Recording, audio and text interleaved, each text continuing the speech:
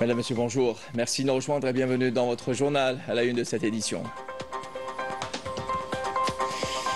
Cause Sahraoui, célébration du 49e anniversaire de l'unité nationale dans les camps de réfugiés. Des messages d'encouragement appelant à la poursuite de la résistance et à poursuivre le combat pour l'indépendance. On marqué cet événement, on fait le point dans un instant.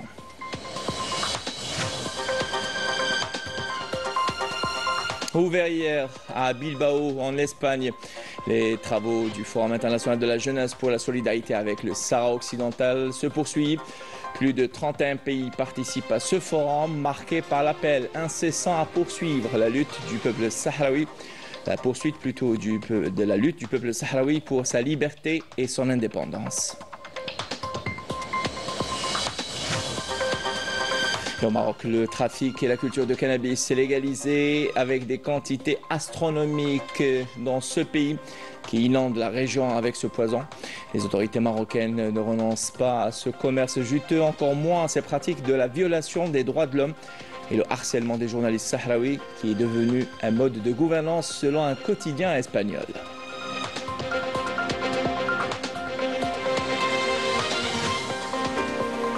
Et puis chez nous, à Annaba, clôture du deuxième salon international de l'investissement agricole et de la technologie de Annaba qui a connu une participation record de plus de 80 exposants, dont une vingtaine de start-up.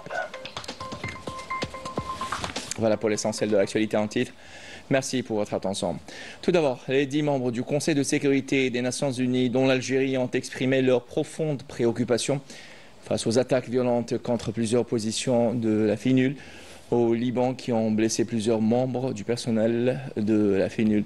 Et ils ont également appelé à la mise en œuvre de la résolution 1701 du Conseil de sécurité des Nations Unies qui appelle au respect du droit humanitaire international et à un cessez-le-feu immédiat afin que la FINUL puisse remplir sa mission de maintien de la paix et qui lui ont été confiées.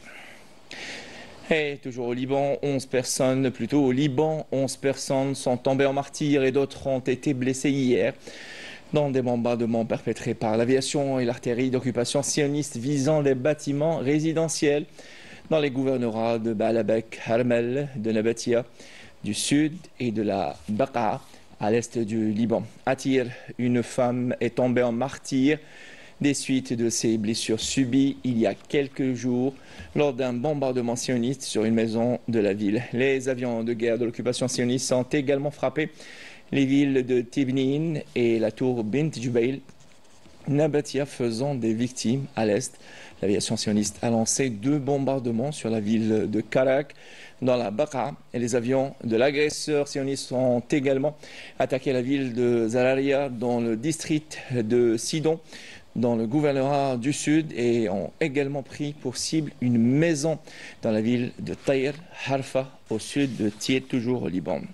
Et en Palestine occupée, où les forces d'occupation sionistes continuent de bombarder par voie aérienne Jabalia et son camp au nord de la bande de Gaza et Barra, ont fait des dizaines de martyrs et des blessés, dont des enfants et des femmes, au milieu des opérations de dynamitage de places résidentielles à la lumière d'un siège continu depuis 7 jours dans des tirs de missiles et d'artillerie sur Jabalia et son camp, les zones d'El Saftawi et d'El Ta'am au nord de Gaza, a précisé l'agence de presse palestinienne que l'armée d'occupation sioniste a émis de nouveaux ordres de déplacement pour les habitants de Jabalia, mais les citoyens insistent pour rester et ne pas être déplacés vers le sud. Et il s'agit de la 3e opération terrestre menée par l'armée d'occupation sioniste dans le camp de Jabalia depuis le début de l'agression génocidaire le 7 octobre 2023. Mourir unis plutôt que de vivre divisés. C'est avec ce slogan que les Sahraouis munis des drapeaux de la RAST, la République arabe sahraoui démocratique, ont célébré le 49e anniversaire de l'unité nationale dans les camps des réfugiés. Un événement à travers lequel des messages d'encouragement appelant à la poursuite de la résistance ont été transmis, démontrant ainsi la volonté du peuple sahraoui à ne jamais baisser les bras et à poursuivre leur combat coûte que coûte pour l'autodétermination et l'indépendance. Nous dit Raf Hamouche. 49 ans après la proclamation de l'unité nationale, les Sahraouis demeurent attachés à leur droit à l'autodétermination au moment où ce processus reste dans l'impasse. Le 12 octobre 1975, jour mémorable où tous les participants, y compris les notables Sahraouis qui formaient l'Assemblée générale créée par l'Espagne, ont proclamé leur adhésion au Front Polisario, désormais seul et unique représentant légitime du peuple sahraoui. Que Dieu fasse triompher le peuple sahraoui, le Front Polisario, sous l'égide de Brahim Ghali. Nous continuerons le combat, y compris la lutte armée. Le peuple sahraoui sera ferme face à toutes les machinations. Notre peuple est motivé et fermement déterminé à poursuivre sa lutte décisive pour la liberté et l'indépendance après des décennies de sacrifices et de souffrances. La célébration du 49e anniversaire de la proclamation de l'unité nationale sahraoui, c'est aussi l'occasion d'évoquer les visées expansionnistes et ambitions impérialistes du royaume marsénien. Car aujourd'hui, il s'agit d'organiser un référendum d'autodétermination du peuple sahraoui, et ce, dans les plus brefs délais. Les Sahraouis, dans les camps de réfugiés à l'étranger ou dans les territoires occupés, se remémorent et restent attachés à cet anniversaire de l'unité nationale. C'est un peuple uni par un combat farouche depuis près d'un demi-siècle. Dans les territoires sahraouis occupés, dans les camps de réfugiés et même à l'étranger, c'est le même mot d'ordre. Poursuite de la lutte avec force et ferveur jusqu'à l'indépendance et jusqu'au recouvrement de la souveraineté sur tous les territoires sahraouis spoliés. Et toujours à propos de la cause sahraoui, les travaux de la 3e édition du Forum international de la jeunesse pour la solidarité avec le Sahara occidental se poursuivent aujourd'hui à Bilbao, en Espagne, avec la participation d'environ 220 représentants de délégations venues des 4 coins du monde. Et les participants ont indiqué que les jeunes sahraouis sont déterminés à poursuivre la lutte de leur peuple pour la liberté et l'indépendance avec tous les moyens dont ils disposent. C'est la 3e édition du Forum international de la jeunesse pour la solidarité avec le Sahara occidental. Un forum qui s'étale sur 3 jours et qui verra la présence de 220 participants venus de 31 pays pour exprimer leur soutien à la cause sahraoui.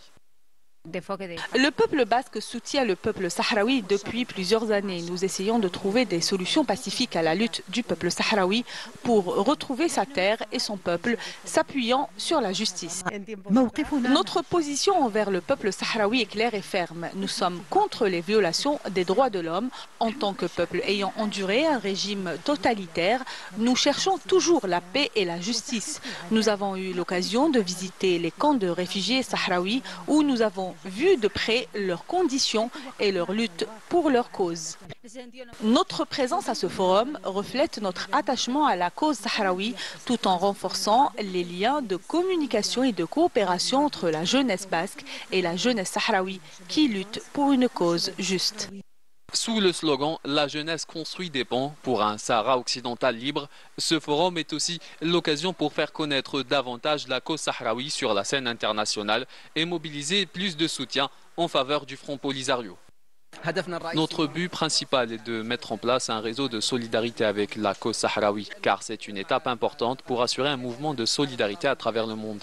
Le second objectif est de mettre à nu les pratiques du Marzen et de soutenir le peuple sahraoui dans sa lutte à travers le droit international. Le Forum international de la jeunesse pour la solidarité avec le Sahara occidental comprend une série d'événements divers, notamment des débats, des ateliers et des activités culturelles, durant lesquels les participants aborderont des sujets clés liés à la question sahraoui. Et pour le Marzen, la violation des droits de l'homme et le harcèlement des journalistes sahraouis est un mode de gouvernance. Le journal espagnol El Independiente a dévoilé les pratiques répressives auxquelles se livrent les forces de sécurité marocaines à l'encontre des militants et journalistes sahraouis, notamment les dirigeants de l'agence de presse sahraoui Équipe Média.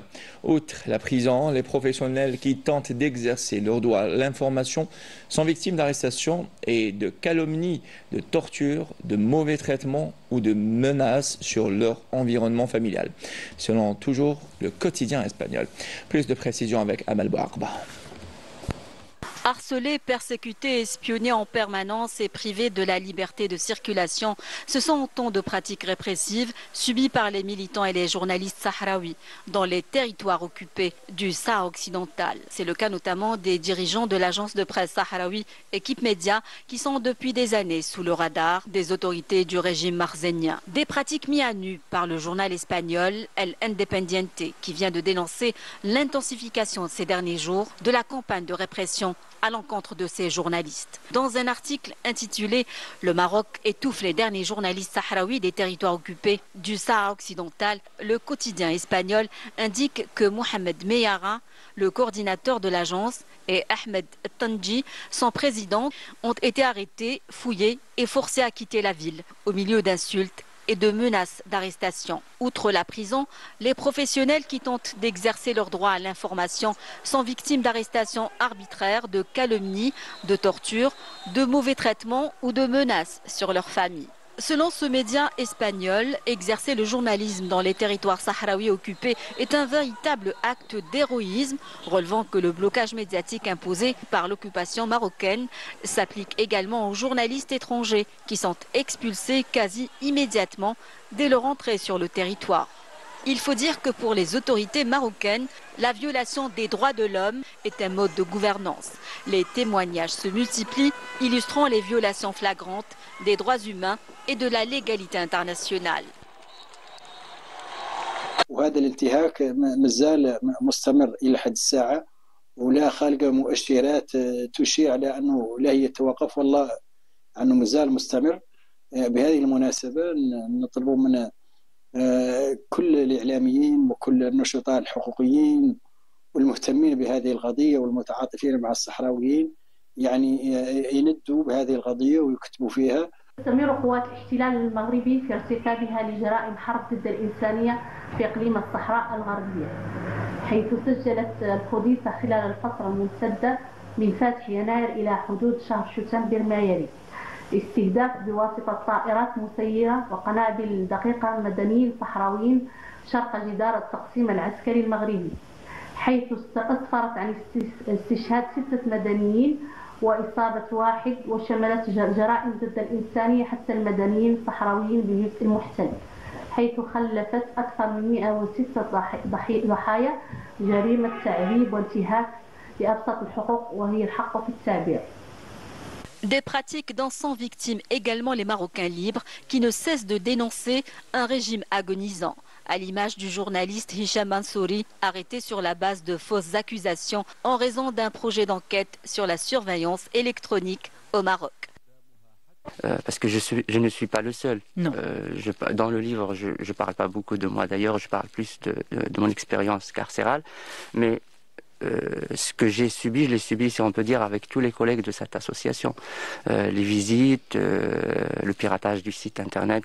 Pendant sa détention, il a été témoin de plusieurs pratiques scabreuses du régime marzénien. Comme Hicham Mansouri, de nombreux autres journalistes ont été victimes d'affaires fomentées de toutes pièces, une technique bien connue du régime marocain pour faire taire les voix critiques.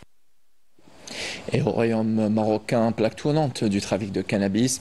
La culture de ce poison est d'ailleurs légalisée dans ce pays qui produit des quantités astronomiques inondant toute la région. Une étude menée par l'Initiative mondiale de lutte contre la criminalité organisée a estimé que la production annuelle de cannabis dépasse les 700 tonnes, ce qui représente des recettes de 23 milliards de dollars, nous dit une nouvelle fois Amal Bouarbain Saidi. Considéré comme un narco-État, le Maroc est éclaboussé par plusieurs scandales de trafic de cannabis, de drogue, s'étendant de l'Afrique à l'Europe, mettant en avant les liens scabreux avec le monde politique. Ce trafic organisé, légalisé et encouragé par le régime du Merzen met en lumière une économie dépendante entièrement de la culture de cannabis. Alors que d'autres pays basent leur économie sur des secteurs stratégiques, le Maroc, quant à lui, fonde son économie sur le trafic de cannabis et de drogue. Ils se vantent même d'augmenter les surfaces cultivées, les multipliant par 9. Selon des études européennes menées sur l'économie des drogues et les réseaux de corruption au Maroc, les revenus générés par ce trafic devraient se situer entre 4,2 milliards et 6,3 milliards de dollars d'ici 2028. Alors qu'une étude menée par l'Initiative mondiale de la lutte contre la criminalité organisée a estimé que la production annuelle de cannabis dépasse les 700 tonnes, ce qui représente des recettes de 23 milliards de dollars. Ce trafic à grande échelle illustre l'ampleur de la corruption qui mine le merzen et l'implication de nombreuses personnalités influentes dans ce commerce juteux. Des révélations explosives ont été d'ailleurs dévoilées dans l'affaire de Hadj Ahmed Ben Ibrahim, surnommé le Malien, alias Pablo Escobar du Sahara. Et la partie apparente de l'iceberg, ces révélations mettant en cause certains hauts responsables dans ce commerce international, révélant l'ampleur de ces réseaux criminels. Selon ces révélations, le trafic de drogue est même devenu un instrument de la politique étrangère marocaine.